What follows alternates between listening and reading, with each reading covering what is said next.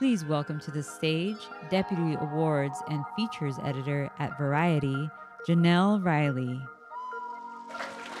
Hey, everyone. Thanks so much for coming out. As the voice of God told you, I'm Jenelle Riley, an editor at Variety. So thrilled to be here for this early look with Season 2 of We Are Lady Parts. Please join me in welcoming some of the amazing creatives who brought this funny, innovative show to life. We have creator, writer, director, EP Nida Manzoor. Oh, they got playing music.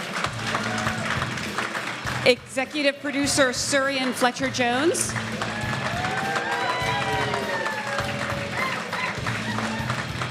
And producer John Pocock.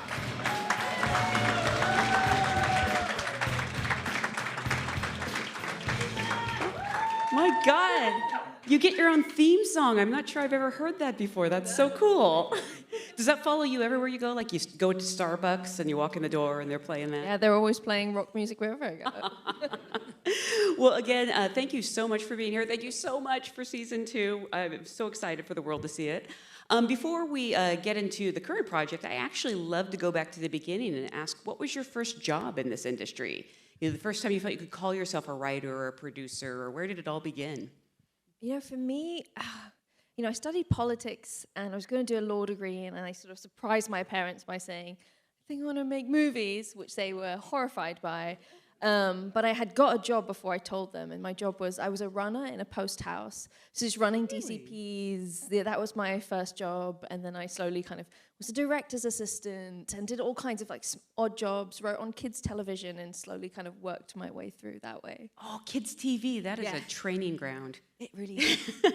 I remember I was in a writer's room for a kids' TV show, and they're like, these kids watch Breaking Bad, the story needs to be great, you know, it's like... So I was like, if you learn on kids' television, you can do anything. Yeah, no pressure. Just be as good as Breaking Bad. For you? I started in the theatre, which is where a lot of creatives start back in the UK. So I was a director of fringe plays with varying degrees of success, shall we say. And so I just felt like when I started working in television, to just be able to be a mentor to people, female directors coming through would be, I didn't have that as my experience in the theatre, so that kind of stuck with me, that early experience, and translated into what kind of mattered to me as a producer in television. I was curious about that because I don't know if the theater scene does have many female directors in the UK. No, not really. Yeah. I mean, the same as film and TV, it's male dominated. Yeah. Yeah. We're getting better out here, but it's... A little bit. Yeah. Slowly. John, for you? I started right at the bottom, literally working for free, helping people make short films, and then I was a runner I've only ever worked in comedy. I've done 2 dramas, which I was a bit dry, so I stopped that, and I've stuck to comedy, runner, driver, making tea, and just working my way up. So you must treat everyone on the set really well because you've been in every single position. He does. Yeah, He does. We try to. I do think there's one thing that when I was a runner, the production manager used to send back her tea if it wasn't the right shade. It was very, very Hollywood in the vibe. So occasionally, I'm tempted to say, nah, I'll have another cup, but I never do it. So yeah. But yes, yeah. I think it's really good to start from the bottom, though, because you know, working with writers, runners, electricians, you need to know how to make the shows, don't you? So Right. If something goes wrong, you can literally step into any role. Exactly. Except for maybe one of the actors. Yeah. So I want to start at the beginning and just sort of ask, what was sort of the initial spark or inspiration for what became We Are Lady Parts? I mean, up until then, how had you felt about the Muslim representation we'd seen in the industry? And was this a way to sort of, I don't want to say get around that, but break through that?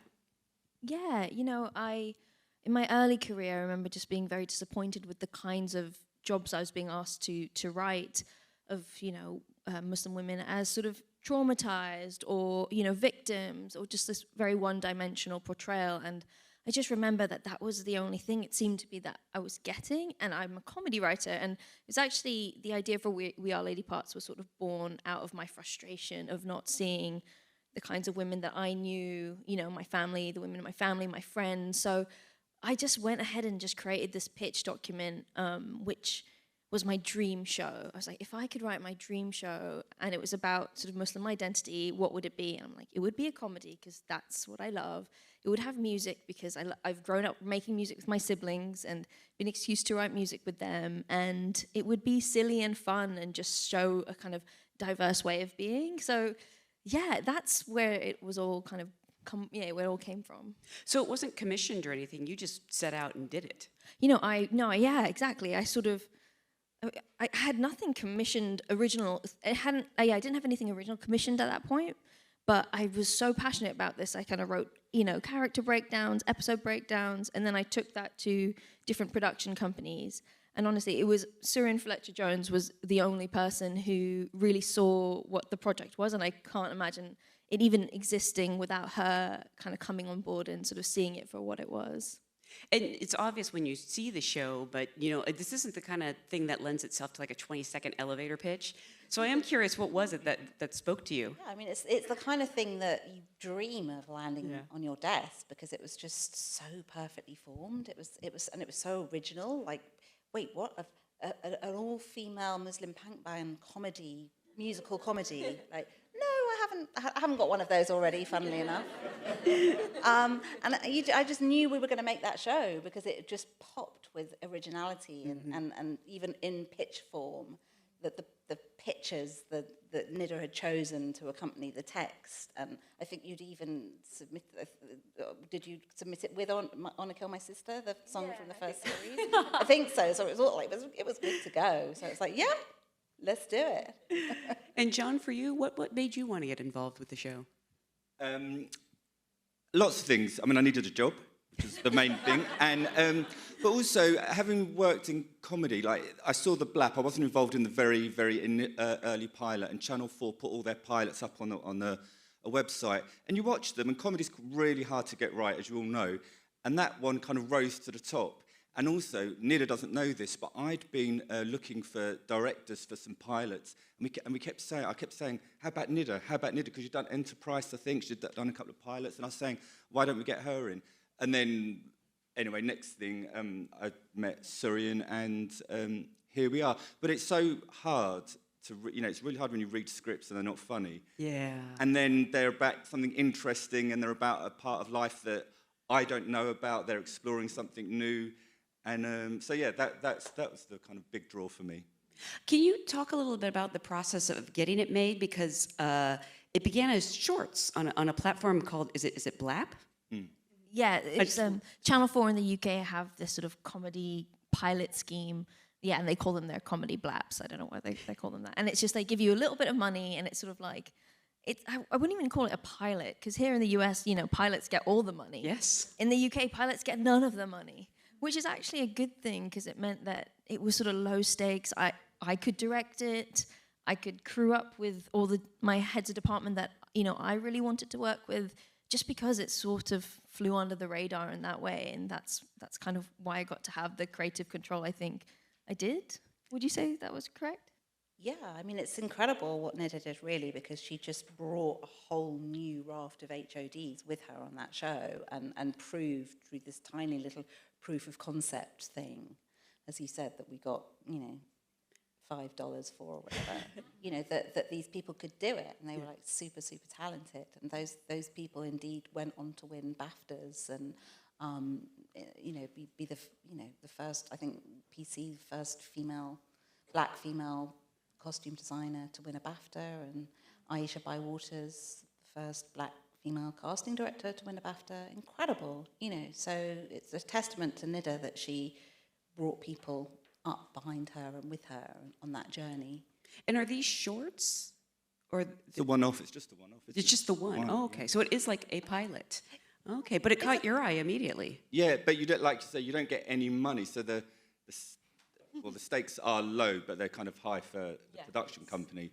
But it does mean that, like, you can, normally on a show, as you all know, you have to get the costume designer signed off by 20 people who don't necessarily know anything about costume or anything like that. So it just meant you could bring on who you wanted, and PC was a stylist. I think, everybody was quite new to TV, so it just meant you could kind of pick the best people for the project, as opposed to picking the people that the kind of management want. What an idea, right? Yeah, I mean, who'd have thought, right? Yeah. I mean, I feel like that scrappy spirit kind of lends itself to We Are Lady Parts as a show, so it makes perfect sense. Yeah. We do have to talk about this amazing cast you assembled, though. Did it begin with the character of Amina, and you built out the rest of the band? Did they have to play their own instruments, or was that something that they could learn? Did they have time?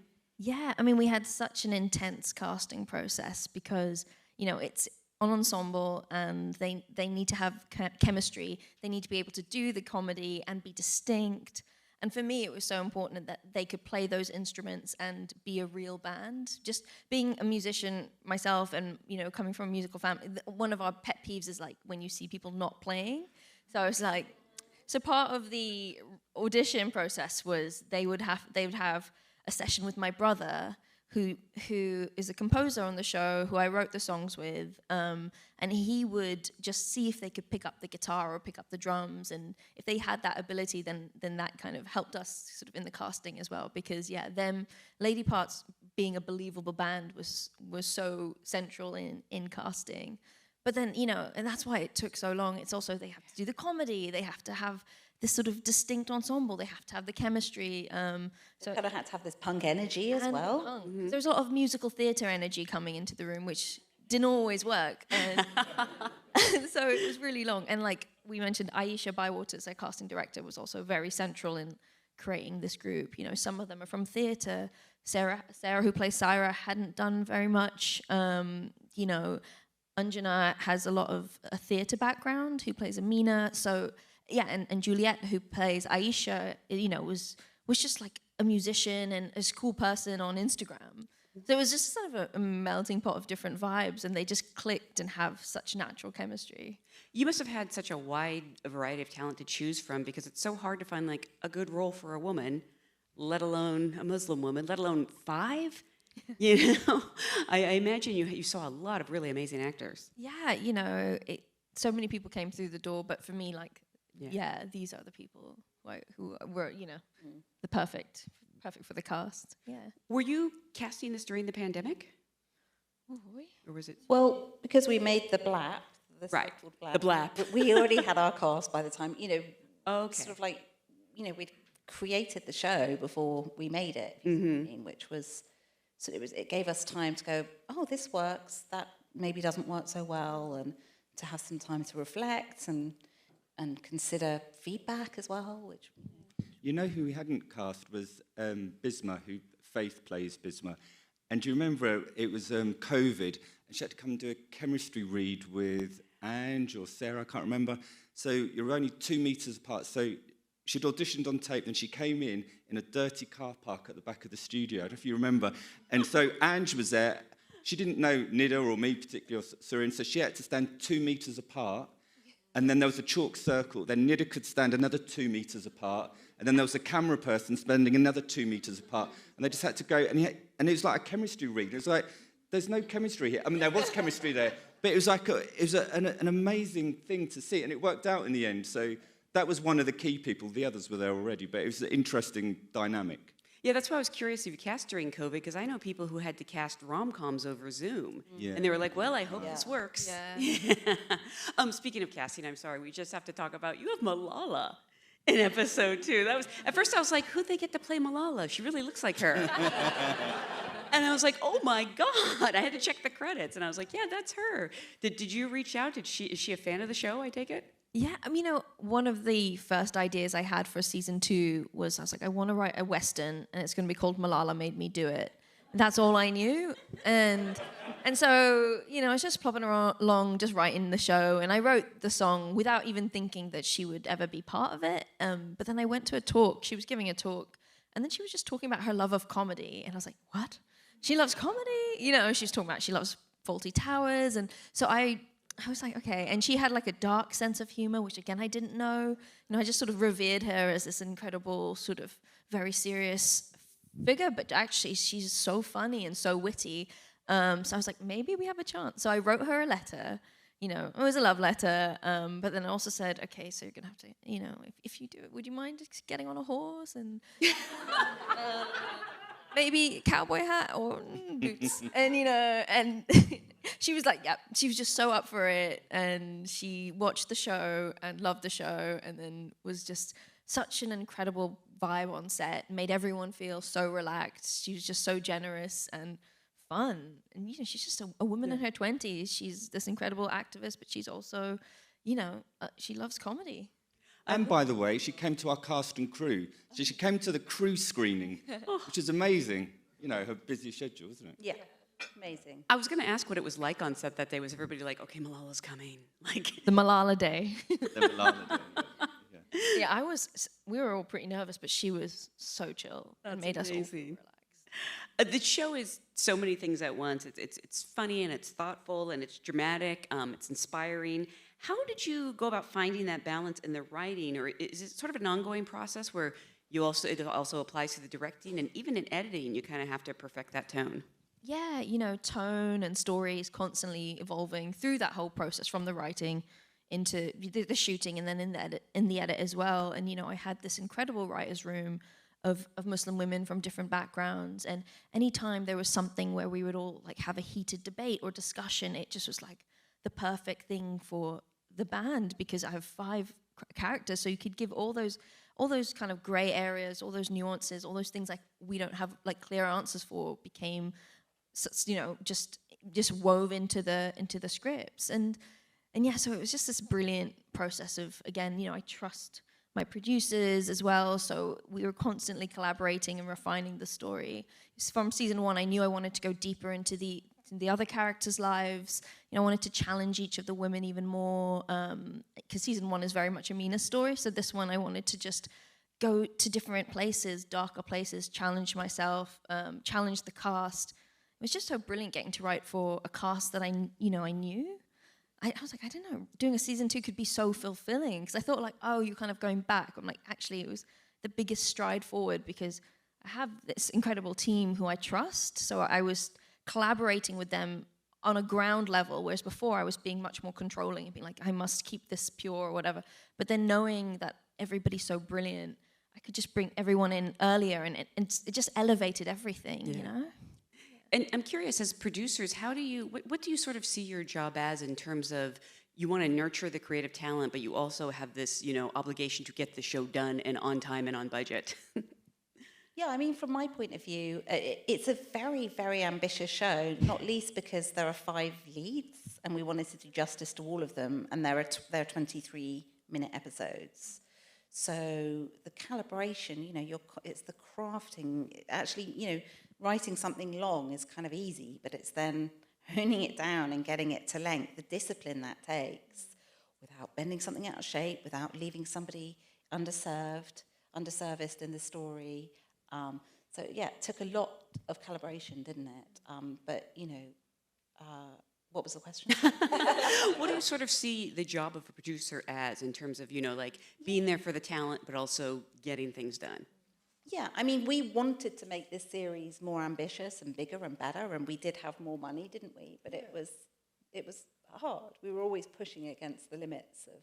Yeah, and also I think like Nida's like a fantastic writer, and so you don't want to suggest cuts, but at the same time you're like, actually, how are we going to get that made? And like, you want to, is it essential for the story? But you know, you don't want to say that to Nida, because it's like their work of art out there.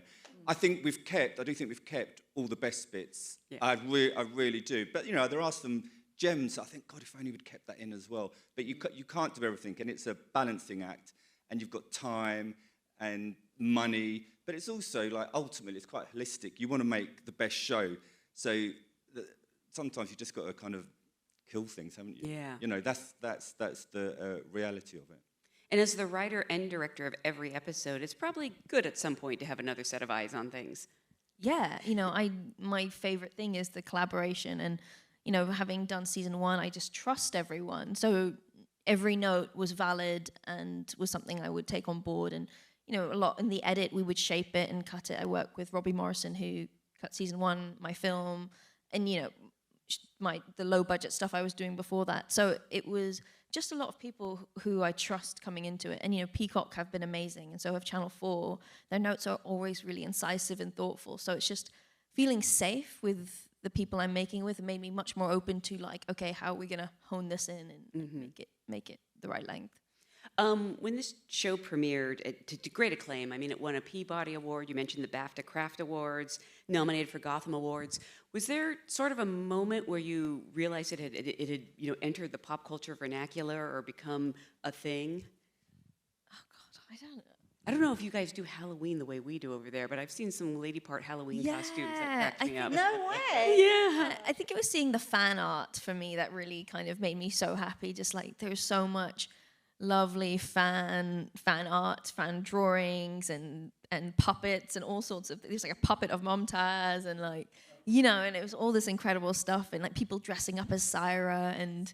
For me, it was in the school playground because I got a daughter, and I'd go and pick her up at the school gates, and I was you don't know, I don't really tell people what I do for a living or whatever, but word got around, and all these kind of grannies and grandpas, and just all ages and genders and backgrounds would kind of come scurrying up saying, "We love that show." So cool. Yeah. So that was kind of when I realised, oh, okay, this is kind of a show for everybody, which obviously a comedy should be. And it was very gratifying to realise that we had succeeded. Why do you think the show has connected so instantaneously and deeply with audiences? Because it's funny. Yeah. Yeah, I think it's funny. I think there's something in it for everybody. It is the thing that Nida was saying yesterday. It was about finding your tribe. It's very specific to culture as well. But I think ultimately it's just a well-crafted comedy. And also it's got something in it for everybody, but also we're learning about different kind of aspects of other people's lives that you might not necessarily know about. So it's got something for everybody in it. I don't know, and it just does make you laugh, I think. And I think I always thought of it as universal. I never thought, oh, I'm writing this for this specific audience. Somebody from Universal. For someone from Universal. Shout out. But yeah, I just really wrote it for everyone in mind, just because it's a story about, a group of women finding their voice, finding their place in the world, feeling like outsiders. And I just think that is, applicable to everyone so yeah, I really thought this isn't for just the specific group it represents. I really hope that Muslim women feel seen in a meaningful way, but actually I really think it is a universal story. I love that because on one hand you think it's very specific. It's like 5 Muslim women in a punk rock band. Turns out that's more universal than we knew. Coming into season 2, after such a response from season 1, and I'm not going to give you a hard time about the time between because you made an amazing movie in between the 2 seasons. If you haven't seen Polite Society, you should. Yeah, that's where the clap. Yeah. But what did you sort of want to accomplish with season 2, or did you already have it mapped out? Because it sounds like you had a plan from the start. No, I mean, except for Malala made me do it, I had nothing. That's all you need. No, yeah, exactly. That you just saw season 2, that's it. We end on that. Yeah. Just loop that. I was trying to stay open to the stories that came to me organically. I had the good fortune of having time between season 1 and season 2. I got to gain more confidence and just making Polite Society just allowed me to trust my voice, trust my team again. So much of the same creative team were on the film. So again, we all sort of grew together. So I think in season 2, I just wanted to really challenge myself. I think initially I had that kind of scary second album, is it going to be as good as the first album, feeling. But as soon as I just got into the writing, I was enjoying it so much. I was enjoying the collaboration so much that it just kind of just got swept up in it and just sort of followed what was coming up in my writer's room and what I was sort of feeling quite organically. And the way Nida works is quite unusual, I think, because you really do have an image. You start with an image or an idea for a song title, or you don't come at it in the way that I would if I was a writer, which is a season arc has to start here, it has to go there, it has to there's no box ticking about it. It genuinely is kind of wacky stuff that is your starting point. Brilliant and wacky, I hasten to add, but yeah. Do you come up with the story first and then write the songs tailored to it? Or is it, with the Malala thing, it sounds like it was the other way around? Yeah, I kind of found the Malala story as we were writing the song. It kind of was happening in tandem, I think. There was some, in the script, just placeholders. It's like, villain era, whatever that is. Malala made me do it. And then I just, I had for writing the songs, me, my brother, my sister, basically for a week got together and just went day by day. We wrote a new original song. And if something really great came out of the lyrics we were writing, then I'd feed that back into the script. Or as I was writing the script, if I'd sort of changed the story, it would come back, I'd change the lyrics of the song. So it was all kind of happening in tandem. But, you know, yeah, I often just start with the song titles, and I'd have like placeholders in the episodes and then change them as I was writing the songs. And what can we expect from the rest of season 2? Anything you want to tease? Oh. Do you want to tease? You can expect like bigger songs, bigger production values. There's some. What else is there? There's some really big rom-com moments. There's some Some high drama. Some high drama. Yeah, some really heartfelt drama in there. There's some great guest characters. What more do you want? I mean, I don't know. We just watched Malala. How do you top that? Yeah, exactly. There's a van. They've got a new van. They've got a new, Well, the awesome news is we don't have to wait long because May 30th episodes begin on Peacock. I cannot wait. Thank you so much for being here. Thank you all for being a great audience. Thank you for being here. Thanks for coming out.